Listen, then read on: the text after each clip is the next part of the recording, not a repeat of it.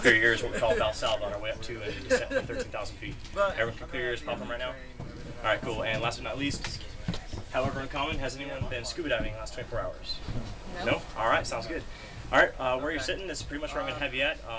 I reserved these two seats for actual like media with stills or photography or video, so where you guys are at, it seems to work real fine if everyone's comfortable with it. These two seats right here, I'm going to have two seatbelts on you instead of the normal one, just an additional safety precaution. We'll be the only people ever during the entire flight to touch, connect, adjust, to do anything to those seatbelts, just one of our things. So we'll connect those up and then just don't touch them at any portion of the flight until this gentleman right here or one of their other flight engineers tells you it's okay to actually disconnect those. And that'll be after it's on the ground and completely shut down. We've had people in the past at 13,000 feet because they're a little cold decide to unbuckle next to the open door and walk in the front of the plane. So it's a huge safety issue for us. Got to stress that. Heads up and down, so we'll be good to go. All right, on top of that, I'm going to give each of you guys an air sickness bag as well as some earplugs. I don't require the earplugs, however, I do highly recommend them. We got both these turboprops spinning. The door's going to be wide open. It's really loud back here. Nothing you're going to have to be yelling to the person next to you to have a conversation. The air sickness bag, it is the bag inside the envelope. It's not the envelope itself. So if you start feeling a little wheezy for any reason whatsoever, it's totally common. It's not a big deal whatsoever. A lot of people aren't used to sitting sideways in an aircraft. You guys probably are. However, just in case, just have the bag out if you start feeling a little wheezy. If you do use it, feel free to call it our gift to you and take it as a souvenir. You guys can keep it next week. All right. On that note, if you're sitting right here in the doors and you feel wheezy, again, don't lean out because it's not going out. It's going to be coming right back in over everybody. We probably have a lot of sympathy people in here and it's going to be a big mess for everybody and make it really unpleasant. So just use the bag if you start feeling wheezy. Sound good? All right. We got the two doors back here. Your primary exit's going to be right here where the stairs are at. However, if you have to get out quick, both these are available. We also have the door up there you can see open on the left-hand side right behind the cockpit. That's another exit you guys can use. Also on the left-hand and right-hand side, you'll see the little red handle here. It's the little door outlined in red tape. If you pull those handles, that door will pop in. It's an emergency exit. If for some case you need to use it, it's big enough to get a person out. So just pull those down. It'll open inward towards you, and you can get out that way. All right. Let's see here. We got fire extinguisher right here. We also have one right up next to that front door. Those are personnel fire extinguishers, not for equipment. So if you see one of us running around and we're in a blaze, feel free to grab one of those and help us out. We'll do the same for you, all right? If the plane's burning, let it burn. We'll buy a new one.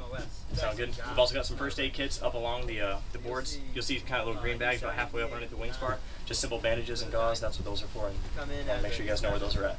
All right, I want to make sure every one of you guys are understanding what hypoxia is. Since we are not in a pressurized aircraft like an airliner, they usually pressurize them to about 4,000 to 5,000 feet inside the cabin. We have the doors wide open, so that's obviously not a possibility for us. We're going to be having the pressure of our actual altitude, which is about 13,000 feet. That being said, just your normal activities, the air's thinner, it's hard to breathe. You won't really feel much of a difference until you start getting to the point where they get to the time of useful consciousness, they call it. At 13,000 feet, it's not going to be too much of an issue, especially if you're somewhat in shape, you don't smoke a lot. Usually it's more like you're overweight, out of shape, things like that. However, it does affect everyone differently, so just be prepared. Any kind of mild headaches, dizziness, blue fingertips, glossy eyes, hot cold flashes, feeling intoxicated. Any of those are common symptoms of hypoxia. If you feel one of those, just sit back, relax, let somebody know. We'll get you some oxygen vials. We have some in the front of the aircraft. If it becomes a real issue, we can drop to a lower altitude, get back into some thicker air for you guys. Usually it's more for us walking up and down the aircraft and exerting physical energy, but I want to make sure each one of you guys understand what that is. Monitor yourselves as well as the people next to you. All right. So if you guys are looking across the way and it looks like someone's starting to slump over or something that just doesn't look right, just let somebody know. It's very, very uncommon for people sitting back here, but I just want to make sure you guys are totally aware of it. Alright? Alright, upon descent, if you guys cannot clear your ears, make sure you wave at our crew chief. He's going to be standing up at the front of the plane. He can't come behind that wing spar while we're in flight and the doors are open unless he puts a bailout rig on, so we got to make sure you guys understand the hand and arm signals. Wave at him. He's going to be looking at you. Get his attention. Once you see him looking at you, point your ears. He's going to know exactly what you're talking about. Talk to the pilots and tell them to slow the descent down. Go ahead and pinch your nose, gently breathe out, and make sure you clear that ear, or the pressure in your ears. Once it's cleared and you guys are good to go, give him a thumbs up and they'll continue the descent the rest of the way down. Alright? Sound good? Alright, at no time during the flight you should ever be uncomfortable. If you are, let us know and we'll see what we can do to help you guys out. It does get really cold back here. If you don't have any gloves or anything like that, we have some in a bag up front. We can grab some out for you. If you know you're going to get cold, you know you don't like the cold, let us know and we'll get them out ahead of time. Otherwise, even during the flight, we can still dig some out for you. Alright? Any questions? No? Good. Alright, welcome to the aircraft. The next hard time is going to be right on the hour, so you probably only have 1 or 2 minutes. We've got 5 minutes actually. We knocked it out pretty quick. It is a restroom, however, we try and only use that during the flight. We have a restroom right here about 1 o'clock to the aircraft, about 100 yards, right there next to the building. We put a portage on there just for us to be able to use as well as you guys. How about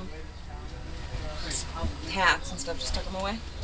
Yeah, one minor detail, didn't even think about it. Phones, anything that's going to be loose, cameras.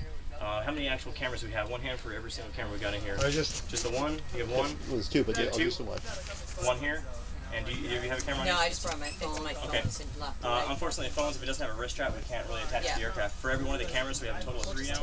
What we do is we attach it to the aircraft with a strap. So we'll have those tied to the aircraft in case you lose control of it. It's not going out the door. We're responsible for anything that goes out though, so I want to make sure they're not hitting anybody or anything. But yeah, hats, phones, pencils, PDAs, iPods, anything like that, just got to be buckled down, velcroed down, kind of secured in any way, shape, or form. We're going to tie this to...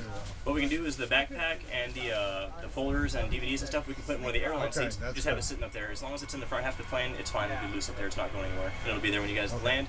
Just talk to the crew chief. As soon as we get down on the ground, he'll guide you up there and show you where they're at. Sound good? Yep, that's good by me.